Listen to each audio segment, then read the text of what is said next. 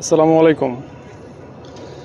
আমি যখন 16 তারিখে আইসা যখন সন্ধ্যার দিকে ছাদে উঠছি, তখন রডের অবস্থা এতটা খারাপ হয় নাই, কিন্তু যে কয়েকদিনে রোদ, ঝড়, বৃষ্টি, আবার হচ্ছে ড্যাম ওয়েদার, রডের অবস্থা আগের থেকে একটু খারাপ হয়ে গেছে আরও।